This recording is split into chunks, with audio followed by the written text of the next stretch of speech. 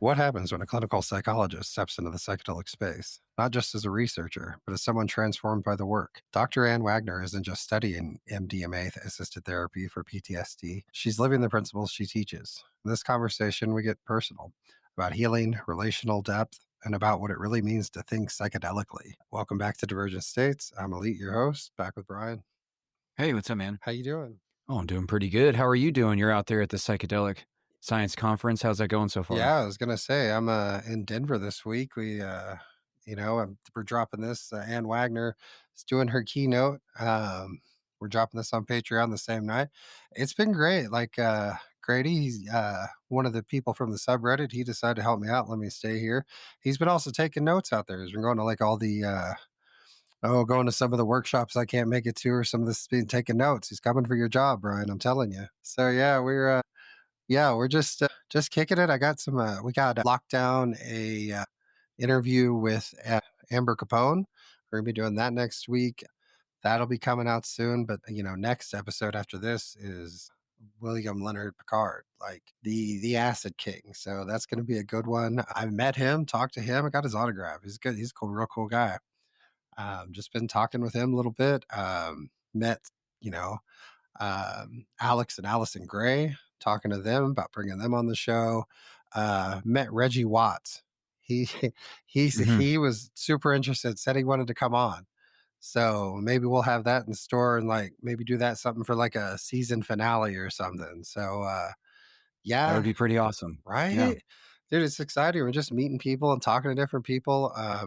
Pretty much met almost everybody we've interviewed so far. Like, just saw Josh White today, talked to him and Brad, who's been helping us with the interviews and getting us set up. Just saw him and he was hanging out with Wendy Tucker, who was on a few episodes ago. So, Valerie, seen her a few times. She was on the Seven Principles Hmm. of the Psychonaut with us, and That's right. the I Zendo remember project. Valerie. Yeah, she's been out there, seen her several times, just kind of hung out. We just it's been a lot of fun just meeting everybody in 3D instead of just 2D like we have been doing. So yeah, tonight we're going to be talking with Dr. Ann Wagner, clinical psychologist, a research, and one of the few people actually testing how psychedelics work between people, not just within them. Dr. Wagner has been breaking new ground in this space for years. She's the founder of the Remedy Center in Toronto, an adjunct professor at the Toronto Metropolitan University, and a lead researcher in some of the most advanced MDMA assisted psychotherapy studies out there, particularly with couples where one partner has PTSD. She's presenting at Psychedelic Science 2025 tonight, and we're going to talk all about it. We're going to talk with her about her research, what she's learned, where the field is going, and why healing doesn't have to be a solo act. So, well, we're going to take a listen to this, and then do. We're going to take a little outro. We'll listen. We'll wrap it up. Talk about a little bit more, and we'll talk to you soon.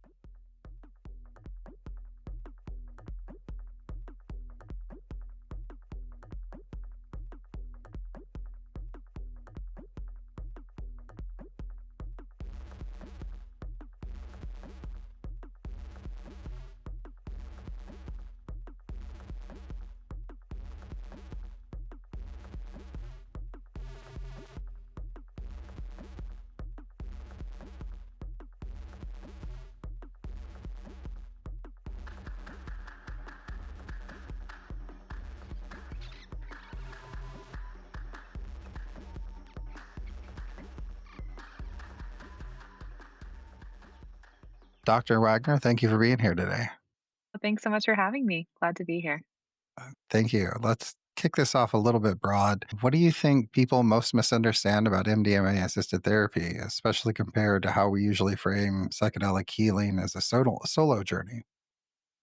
Yeah, well, I think working with two people or more than two people, but in this case, couples or close relationships, is an incredible opportunity. And I think the way that we think of psychedelic work, if we're working with just one person or just ourselves, is that we have an ability to go really deeply within ourselves and to explore our own psyches, our own minds, our hearts. But when we're working with somebody else and the focus there is on perhaps the relationship or perhaps one person's healing or both people's healing, then you have not just the opportunity for the person, but also for the relationship and the other person. So you're really working with kind of three different fields at the same time. And my experience with that has been that it is an incredibly powerful tool to be able to heal different aspects of yourself that you wouldn't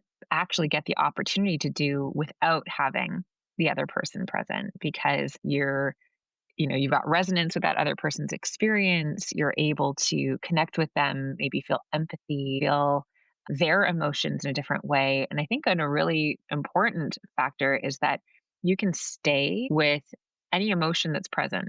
And I think that's a really difficult thing when we think about, for example, let's say you're in conflict with somebody or conflict with someone you're in a relationship with. It's so hard to stay present in that moment. It's so hard to be there and to actually listen and to actually fully immerse in that moment, because we're often thinking about the next thing we want to say, or we're hurting. And so we're trying to protect ourselves in some way, or we're aiming at an outcome that we really want. We want them to say this, we want them to go in that direction. And with MDMA, what can happen is that it keeps you in this zone where you're able to be present with whatever is there. And that means that you can actually hear what someone else is saying, even if it's really hard or if it's really beautiful. Both of those things can stay and be present. And so to have that experience with somebody else is, well, A, it can be incredibly healing, but also can be incredibly generative. So you can get that sense of feeling like someone else is understanding, someone else is hearing me, someone else is here with me, even if what you're communicating is something really hard or difficult. Yeah, I really feel like the synchronicity you could almost get from MDMA too within all that kind of can help, I guess, facilitate that side of mindset where you can kind of sync with your partner. And that probably makes it a lot easier for, I guess, couples to empathize with each other a little bit, kind of connect Yeah, on a level. absolutely. I think that, yeah, the empathizing is massive. I think the ability to, yeah, to see and feel what's present for them and like what's in their heart is incredible. I often feel that or see that with folks that they're experiencing this, like, I really see you. I really can feel you in that moment. And that's so potent for both people, right? To feel that and to be seen in that way, which is beautiful and lovely. And it's also interesting if it brings up things like the other person feeling really far away, right? If it feels like their heart is really distant from the other, and you can feel into the grief of that or the disconnection, and also be able to name it and speak to it, which I think sometimes without the assistance of MDMA or without kind of walking through that door, it's a lot harder to do that, or a lot harder to name what you're feeling or feel self-conscious about it or feel concerned that you're going to be misinterpreted or judged or something will happen with that. So I think there's also a real opportunity to be truthful and to be very much in alignment with what it is you think and feel and what's true for you, and to be able to do that in a way that is it's kind as well, which I think can sometimes be a hard thing when people are feeling anxious or shy or scared or if fear is taking over. They're able to do that in a way that is present and grounded and available. Yeah, it's really, yeah, being present I think is a huge thing too that I find with MDMA is it really can just ground you to the moment. And if you're doing that with a partner or whatever, I mean, that's so much so that's going to just help facilitate that a little further. Exactly. Yeah, I agree. So, what could you tell me about the pilot studies you ran with MDMA and CBCT? What kind of changes did you see in couples' communications or emotional intimacy there? Yeah, well, that was the real eye opener for me running that study. That was my first psychedelic trial that I worked on. And it was really beautiful to witness, but also as someone who'd worked with couples and trauma for several years before that, and without using MDMA, then being able to add MDMA into the picture really added for me something exciting and inspiring, but also really effective. So that was Yeah, really good. I Yeah. was gonna say you'd really be in a good position to kind of look at that critically that way too, to kind of see the real juxtaposition between the two. So that's, yeah, I really like that. That's awesome. Mhm. Yeah. And the cool thing, too, I think going into that study was that I was really kind of agnostic about psychedelics. Like I wasn't at that point convinced that like, oh yeah, this will for sure be a useful tool. I didn't know, and I was curious and interested.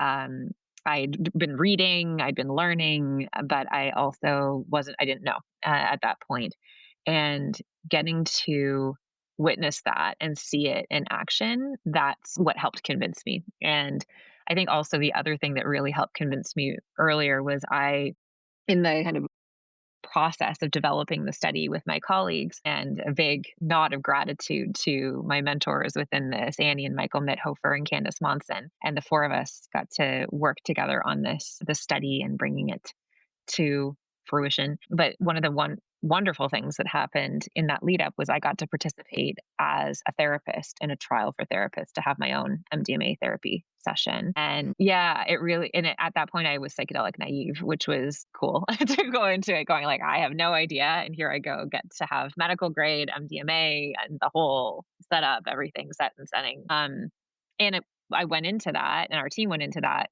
with the idea of exploring like, would this be a good combination with CBCT? So I'm going in with my researcher lens and then getting to have a very personal experience of it and getting to go like, wow, all right, this is very impactful for me and very meaningful. And I could really feel in myself the different kind of mechanisms that I could imagine would be useful in couples therapy with it. So that felt sense experience helped in so many ways that when we actually got to running the pilot study, we were able to remember that those are some of the mechanisms that could be useful, but also that knowing of what it feels like in that state. And so it can be helpful to, for example, support people when they're stuck somewhere or where they feel like they can't move through, or they notice that you're talking a lot and maybe it would be useful to go inwards into your experience because there's something bubbling.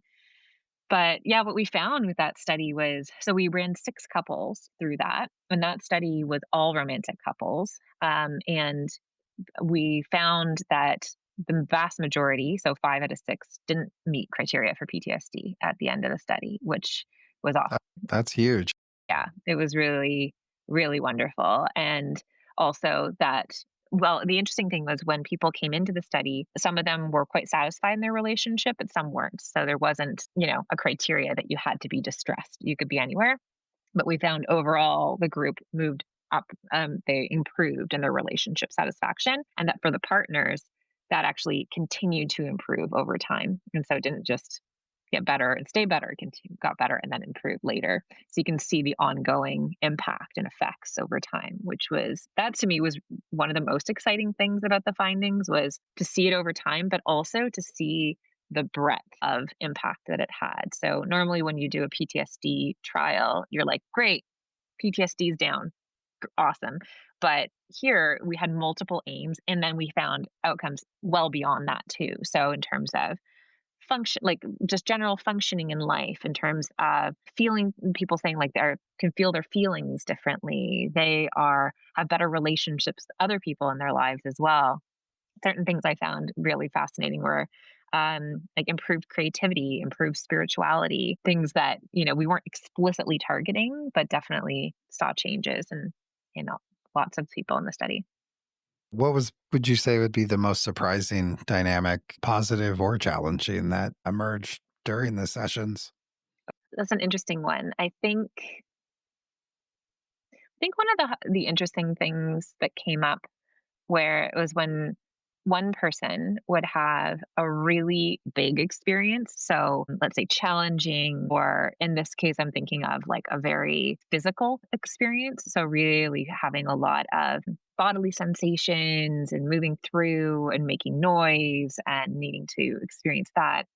And then staying present with that person and also the partner at the same time. Because I think that's one of the main focuses of the treatment that we do in the therapy, is that both people are equally involved, important, the focus. And so it's not, for example, just the person who has PTSD, it's both people. And so that initially, as the therapist, felt like, okay, we got to be really mindful about not just focusing on this person's experience, because the other person is still going through their MDMA journey and wanting to connect and these different things. So um, yeah, it's the dance of needing to support and pay attention to the quote unquote big experience that's happening, but also really be present with the what looks like a gentler experience, but is also very meaningful and deep and intense, and then helping facilitate between the two of them. Because you could see in the partner that there was some fear that was coming up, like going, what is going on? Or I don't understand. So it's helping normalize and um, support through that, and then us modeling that this is okay and we can navigate this. And that, yeah, was one of the more interesting ones, I think, to navigate, but also was a really good learning. We'll be right back. Psychedelics can take you deep, but you don't have to go at it alone. Fireside Project is your trusted companion on the psychedelic path. If you're having a tough trip, their free, anonymous support line is just a call or text away at 62-FIRESIDE. Planning a journey? Fireside certified coaches offer personalized video sessions to help you prepare and integrate, starting with a free 20-minute consult. Whether you're on the path, in the middle of it, or just getting started, Fireside is here for you. Learn more at firesideproject.org.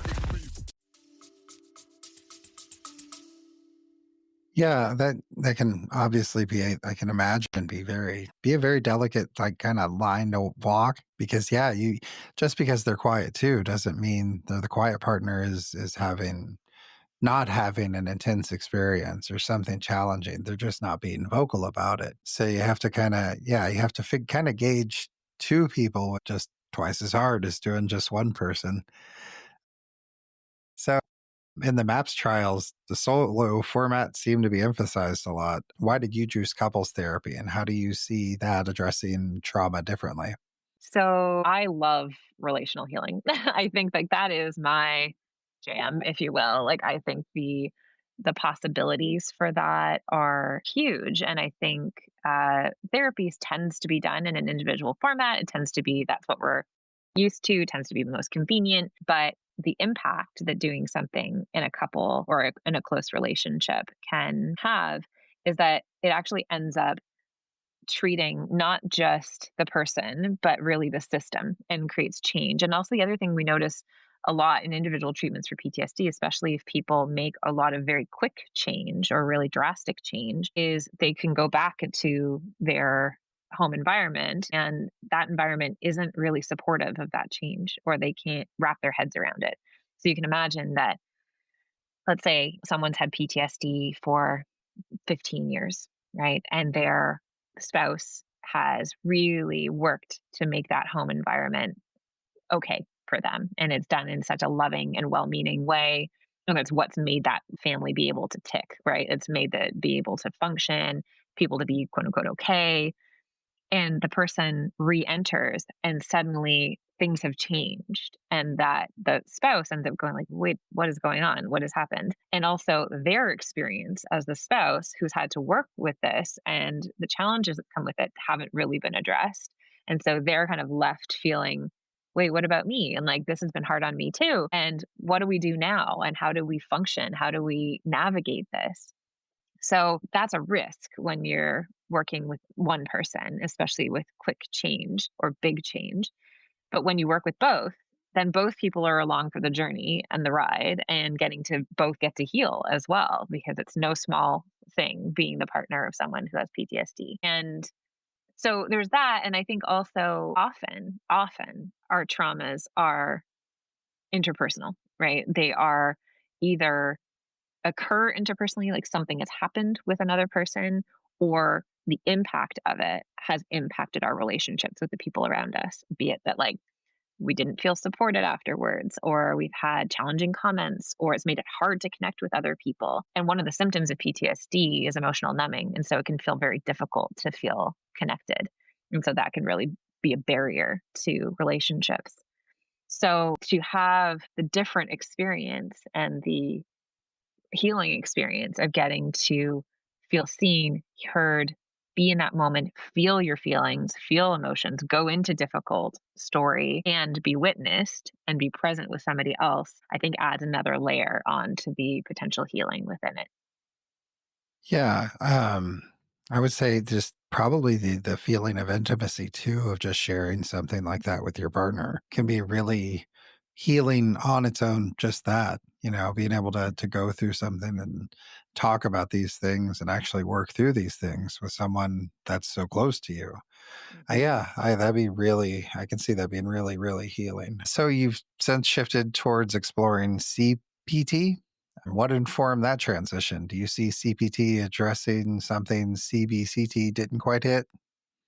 Great question. So there's been a bit of a strategic sequence in these studies. So CBCT, which is the couples treatment, is a standalone treatment for PTSD that has been tested amongst different groups of people.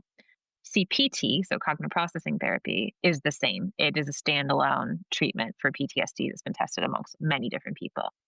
So the rationale, the reason for doing those two pilot studies was to have some evidence that you could combine a couples treatment and an individual treatment.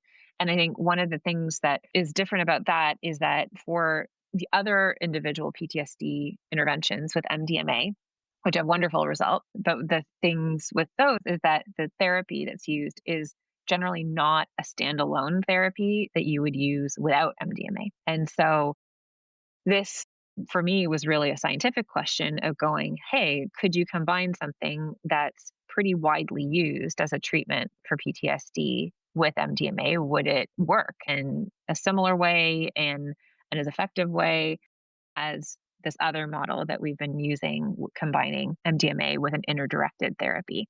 So that was the rationale behind it, the thought behind it. And the other idea was to develop this pilot study and run it for CPT while we were getting ready to run the large randomized trial of the couples therapy trial. So it was always meant to be kind of the stepping stone. And so the CPT plus MDMA pilot trial was the first study that we ran out of Remedy, which is here in Toronto. And that was to demonstrate that we were able to run an independent and independently sponsored MDMA trial. And so being philanthropically funded, and it's an academic study, so not a drug development study here. So that was the plan, was to have the CPT one be basically the test case that can we do it here? Yes, we can. And to see about this combination. And then now being in the place where we're running this larger couple study.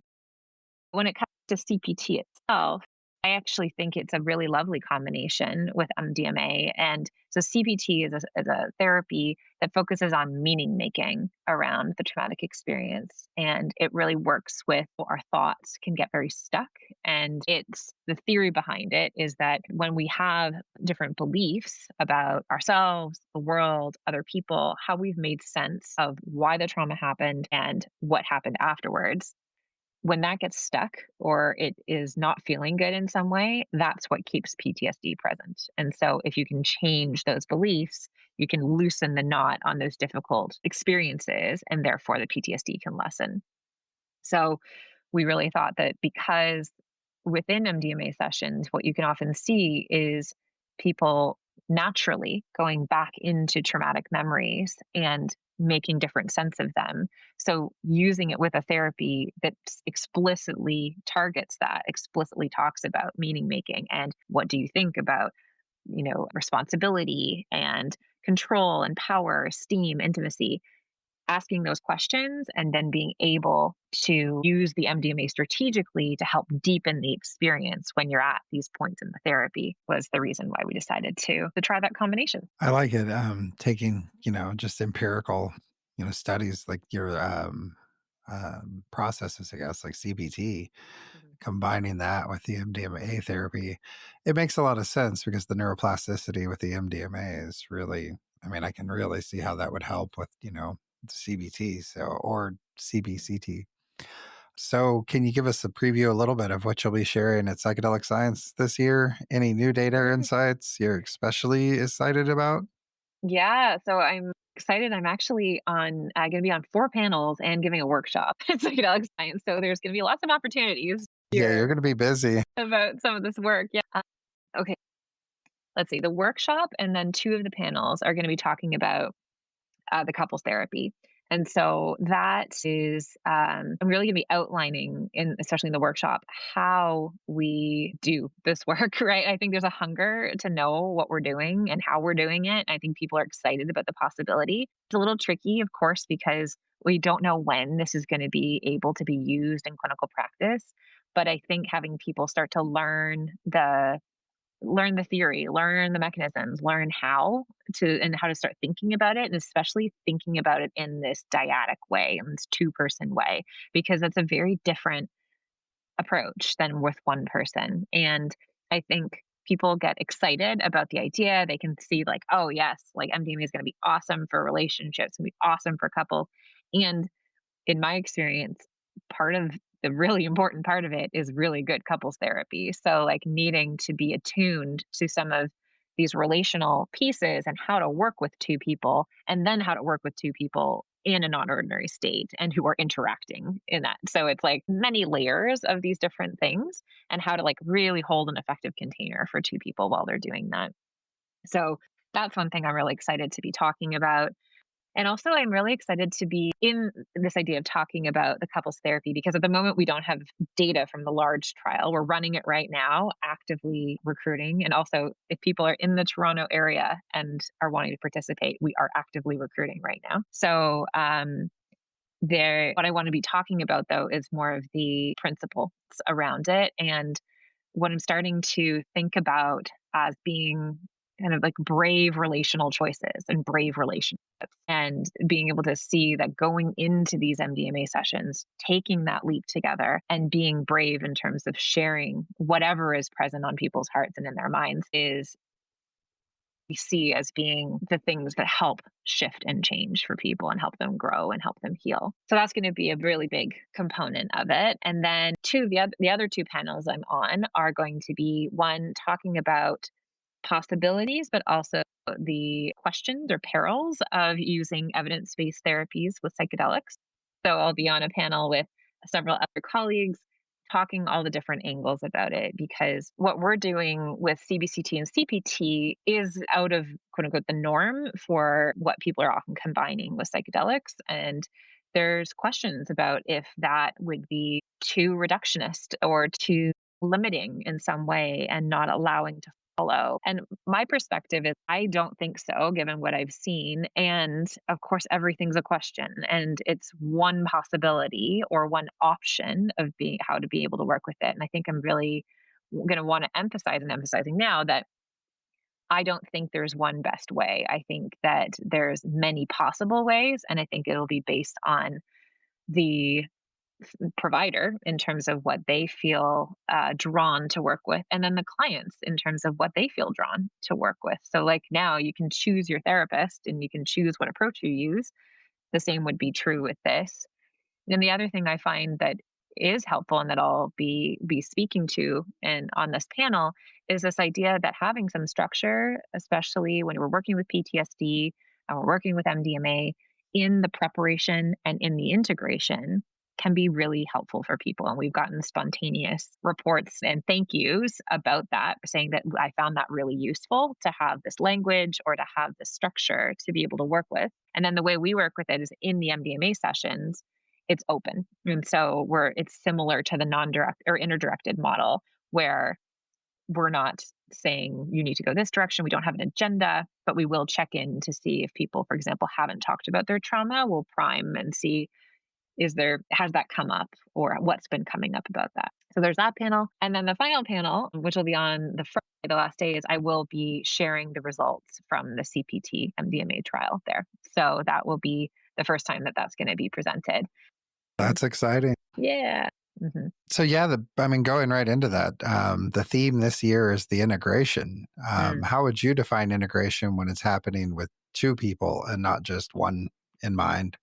Oh, yeah. Well, yeah, it's rich. It's rich and it can be complex. And I think that that's beautiful and also hard. So it can be that there's each person obviously is going to be having their individual process. And then there's also what's impacting the relationship and how each process is impacting the relationship and what they want to do with it. And so often in integration, we think about with individuals, for example, we think about not having people make large decisions right away after a psychedelic session and waiting a little bit, letting it all settle. And the same would hold for couples, like to have them not necessarily jump into another country or something like that. Or and at the same time, when people kind of join forces and understand that something, for example, hasn't been working well for them, or they want to change a dynamic, or they can really see something has changed, those are the things we want to say, absolutely.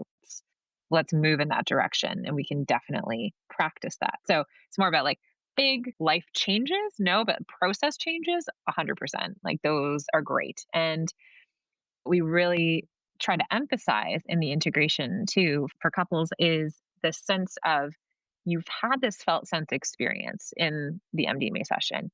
You know what it was like to be present and empathic and really connected with each other, no matter what it is you're sharing. That doesn't leave you. You don't get to you don't unknow what you've known. You don't unring the bell once it's been rung. That even if they're feeling disconnected as they go forward, especially I'm thinking, they're like a month out from the session when the afterglow's worn off, when, life is coming back into focus, that in that moment, they always have the opportunity to go back, remember, and tap into what they've experienced before. And the fact that that's been a shared experience, that we encourage them to be in conversation about that and bringing that forward. And also just the communication that's possible, understanding that what that felt like to be openly communicative with each other and sharing, that's so useful and important to help guide people and remind people of going forward.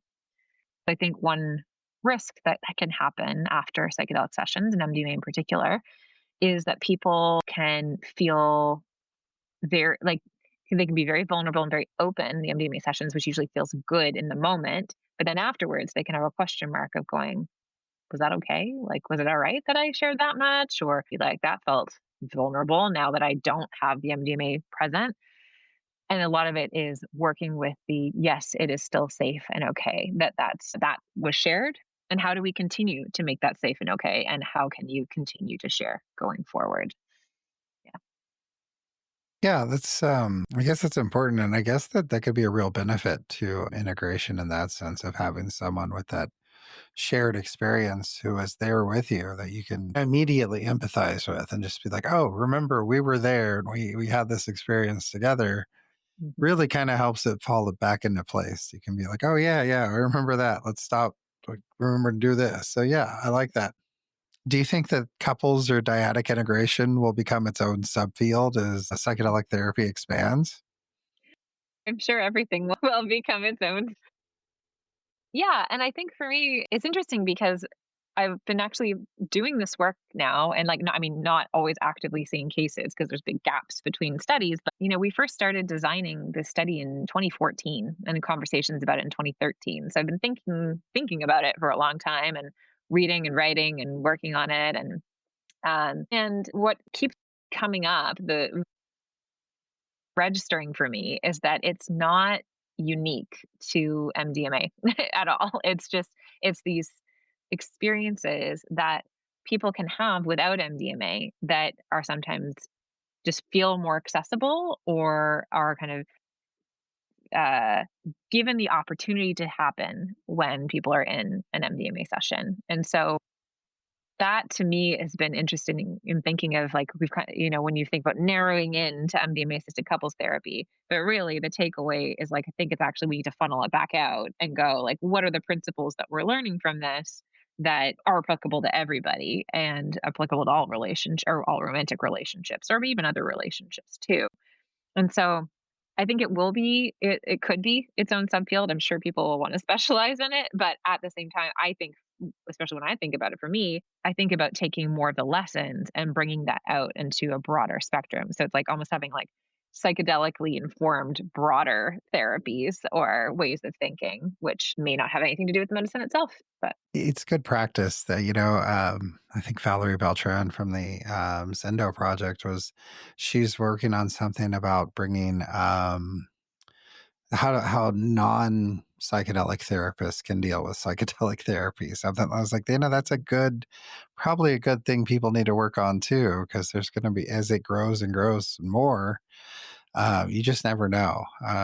So kind of in theory meets practice. You're dealing with couples, they're sometimes volatile, sometimes avoidant. How does MDMA shift power dynamics or communication patterns in ways talk therapy can't? Yeah, I think that one of the important things that we do in our work before people go into the MDMA sessions is work on giving them communication skills. And so that they have something already worked with and talked about and an agreement around. So, for example, if they're getting escalated in conflict, that there's an agreement that we're going to target not doing that. We're going to target de escalation, but that also they would have some tools to be able to de escalate. So, things like, for example, being able to stop a conversation, but then also return back to it to have safety, that they would have some tools about how to share in a way that is, for example, like paraphrasing what the other person is saying so that they're able to slow down their communication and understand when they're getting activated. That's really important, I think, beforehand. And so I, for myself,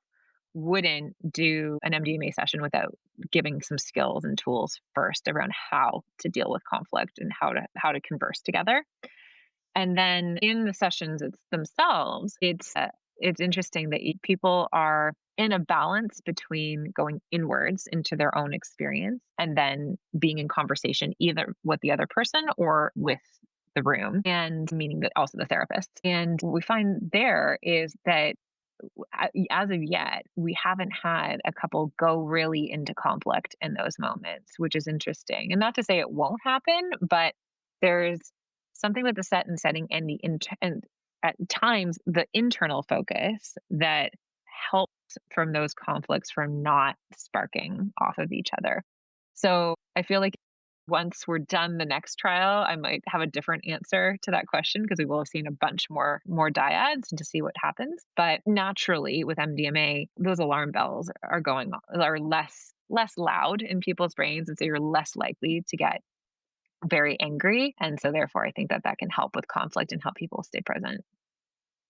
Yeah, that's a really good point. I think maybe the idea that they're in there already, probably for, they're helping to get help for that, could Mhm. help, put them off guard a little bit too. So Mhm. yeah. Do you ever see this work benefiting neurodivergent couples or those dealing with complex PTSD and overlapping conditions with that? Absolutely. Yeah, um, I think working with MDMA would be absolutely a great tool for neurodivergent couples, like either if one member or both members are neurodivergent. So, like, for sure, I think it can help, particularly around comfort in terms of communication. And so, for example, not having either or both people trying to guess or having like the double empathy problem where both people are trying to understand or accommodate in different ways, but be able to be present and communicate in the way that feels good and feels right for them and is truthful in that moment.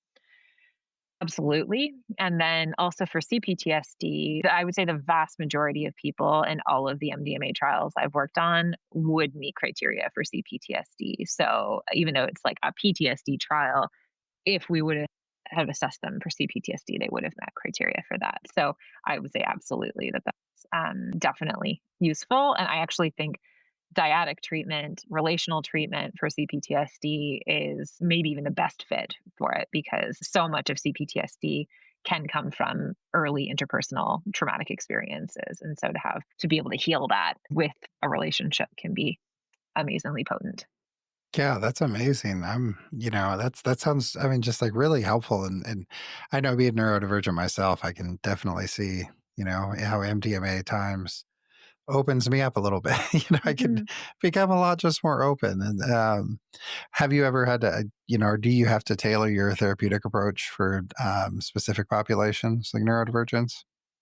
Well, interesting because we've been operating in trials, we haven't. But that being said, it's I think working with folks who have PTSD and making sure that everything is really, comfortable and full in terms of folks' experiences. In some ways, really allows for many different people's experiences to be attended to in the room and attended to in that way.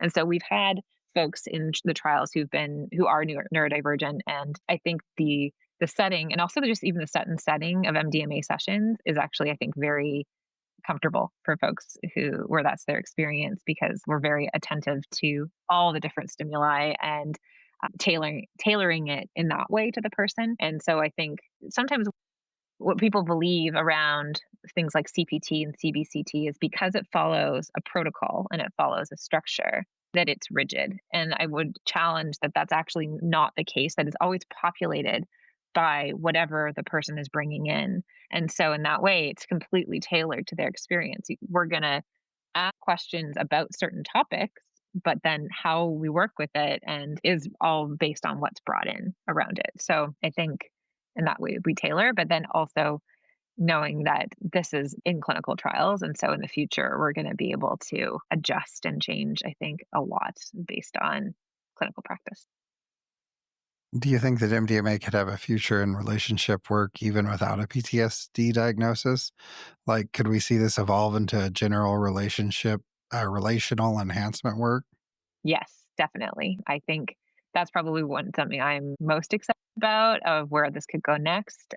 Just given all of the possibilities and also what people talk about, in the sessions. It's definitely not just about PTSD. It can be all kinds of different facets of life and relationships. I think it's a wonderful tool for that and to help understand and be connected with another person. And one thing I'm really excited about with the current trial that we're running is that so there's two conditions. One condition is they get the couples therapy for PTSD plus MDMA. And the other condition, they just get the couples therapy for PTSD. So our trial is a very much a psychotherapy focused trial as opposed to based on the drug effect. But the group that gets just CBCT, when they finish and then they go through their follow up, afterwards, they can cross over and have 2 MDMA sessions. And those sessions are embedded in a general couples therapy. And so that's actually the first time we're going to get to do legal general couples therapy with MDMA. And so by the end of this trial, we'll have data on that, which I'm really excited about. Yeah, that is really exciting. Yeah, just to have, just fresh data. Because, yeah, how long's it been since they really had any kind of real data on this? It's been a long time. Yeah, for sure. What ethical guardrails are essential as more therapists and clinics start offering MDMA for relational work? Great question. I think one of the most important things to know is that this is, if people are offering this as therapy, that it needs to be done as therapy. And it's different than like if someone's trip sitting or holding space. But if people are actually offering it as an intervention, and then people need to be couples therapists. And so I think that's key. And I think that may get missed in people's excitement about this, that there may be an overemphasis on the MDMA or on the model. But I think really feeling grounded and skilled as couples therapists is primary. So I'd suggest that. And I'd also suggest that there needs to be a real emphasis on being trauma informed. And I think because regardless of what it is you're working with MDMA, if trauma has occurred in that person's experience, it will likely emerge in some way. And that's very important to know and to be able to work with. And because you can't sweep that under the rug. And also, the vast majority of people have experienced some type of trauma, whether they have symptoms or not around it. So those are important. I think also this is probably not for every couple. I think this is certainly if it's a case where one person really wants to do it and the other person does not, then the person who doesn't should never feel coerced into doing that. And I think that will also be kind of in some ways, on the providers to check about that and to have conversation. I also think that, as all good couples therapy does, really screening for any abuse or any coercion in relationships is really important. And that would go for that happens in any good couples therapy assessment at the beginning of treatment is you want to assess for that. And so if that's present, and I would not do MDMA assisted therapy at that point, I would want that to be addressed first. Because the last thing I'd want to do is be putting partners in a really emotionally vulnerable place when we haven't started to work through some of the dynamics of what is happening when those abusive or coercive dynamics are present.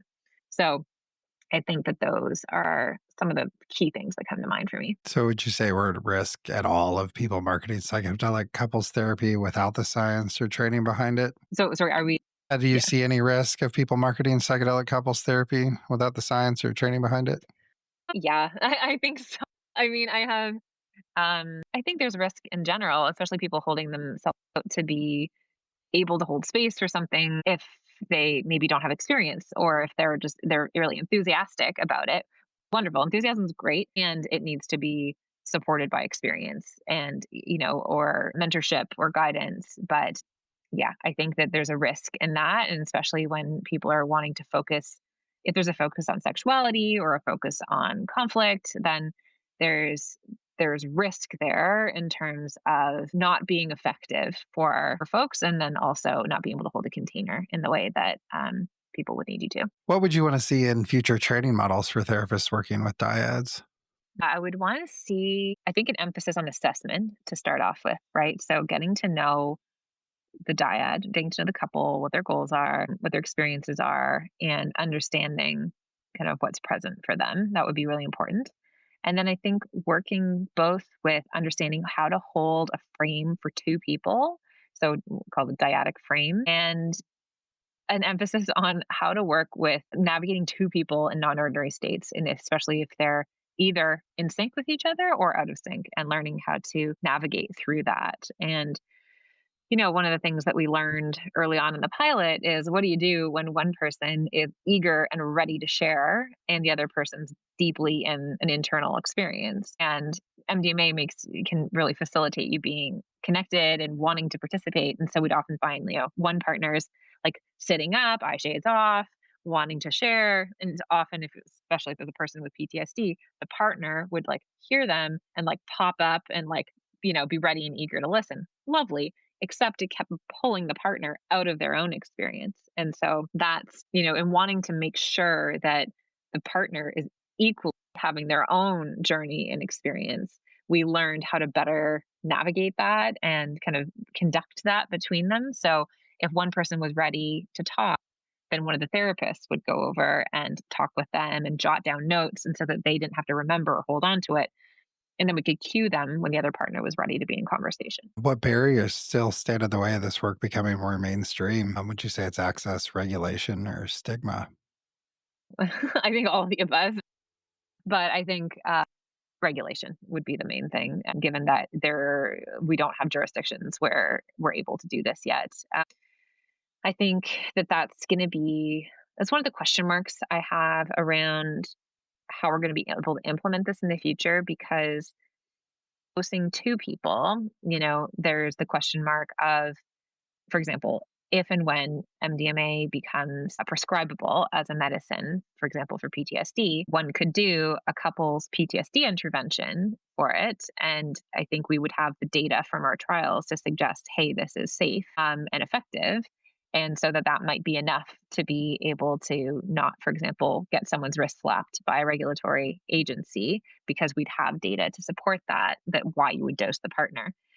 But then to extend that to say, like, okay, then how do we make this available then for relational enhancement? I'm hoping that the data we're collecting in this crossover arm will go far enough to be able to also offer that information and that data to say, hey, look, safe and effective and impacts relational functioning.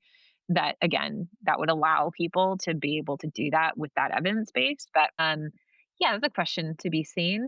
I anticipate there's going to be, as someone who works exclusively in the above ground, like doing clinical trials here in Canada, that I anticipate there being gaps between, for example, the end of this trial and then being able to offer MDMA assisted couples therapy again in the future. It'll depend on regulation. So I am hoping that regulation will come soon or be available for MDMA, or who knows, if there's a jurisdiction is able to fully decriminalize, that would be awesome.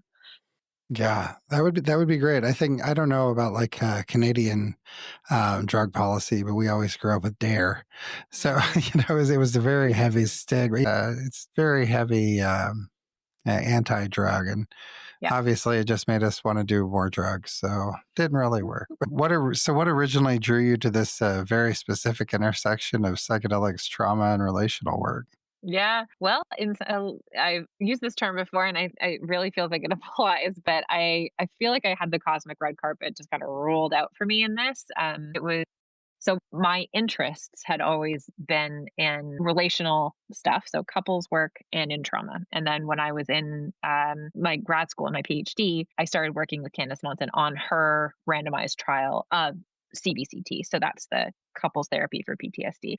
So that was my introduction to that. And then the introduction to psychedelics was that felt like the cosmic red carpet. So Candace got approached by Maths to see if she might be interested in collaborating, given that she developed CBCT. And I was her postdoc at the time. And so I got brought into those conversations and those meetings, and it really captured my interest and attention as someone who had been a meditator, and still a meditator, but I had been introduced to different states of consciousness via that and was always really curious about the mystical and spirituality and those questions. It felt like a whole new door got to open of going, wow, this could be another way of doing that. And to get to do it relationally and to target PTSD, like it just felt like this really beautiful intersection, and continues to capture my imagination. Yeah, I love the feeling. I kind of have a similar way I feel about with this whole podcast. Like things just fell into place as things, and I was like, oh my gosh, well, look at this. It's all going, wow. And yeah, just one thing after another has been great. So, Amazing. yeah, you too. That's, I mean, what I'm doing, nothing compared to what you did. So, yeah. So, after all this research and hands on clinical work, what's the most unexpected lesson you've taken away? The impact it's had on my own personal life. So, like, I would say I have learned and applied everything I've learned into my own world, and then also have had my own world impact how I do this work. And I think there's been no greater gift than being able to learn to think psychedelically, if you will, like in terms of being open to the mystery and paradox of things and being able to sit with emotions in a different way. Like we talk about that all the time as therapists, but the actual lived experience of doing that in psychedelic work is, to me, unparalleled. Like you don't get another like direct contact experience like that. And the same in terms of relational healing, in terms of evolving spiritualities and faiths, and like I think that all of those pieces for me are probably honestly what keep me so interested in this work, is because I then apply it or have it apply, bidirectionally into my own world. And I think that that's a real gift. Yeah, it is really, it's such a cool like ecosystem, I guess. And it does, it pulls you in, and then yeah, it's really beautiful. But I really, yeah, it's really, there's not, I can't really put that into words. It just seems magical sometimes at times, the Mhm. way everything gets pulled together the way it does. So where could listeners learn about you or your research or connect with the Remedy Center? Yeah. So we have two websites. One is remedycenter.ca, and center spelled the Canadian way, RE. And then, so that's our general clinic. And so there's information about me and our writings and also our clinical work if you happen to be in Ontario. And then on remedyinstitute.ca, that's our charity, and that's where we run our research. And that's where people can, for example, learn more about the trial that's running and sign up if they're interested. So, as I mentioned, we're currently recruiting for the large couples therapy for PTSD trial with MDMA. So, if you know someone who has PTSD and they have a loved one that would want to participate, they're welcome to sign up. And the only requirement is you need to be in the Greater Toronto area. So that's, you know, it's, I know, Right, right. but something Well, that hopefully will and hit some people. yeah, and you're going to be speaking at Psychedelic Science 2025 in June, That's right. Denver. So yeah, I'm excited. I was doing my calendar and I signed up, made sure I was in at least one of your talks. So Awesome. going through it. So yeah, and hopefully get to meet you there. It's going to be a great time. I'm excited Yeah. about it. Yes, I'll be glad Yeah. to meet you in person. Yeah. But yeah, I think that really just kind of wraps most of it up, all the questions I had. It's great having you on. It's great to talk to you. Great. It'll be hopefully, yeah, we'll meet in person. I'll see you at the conference in Denver. Wonderful. Thank you so much.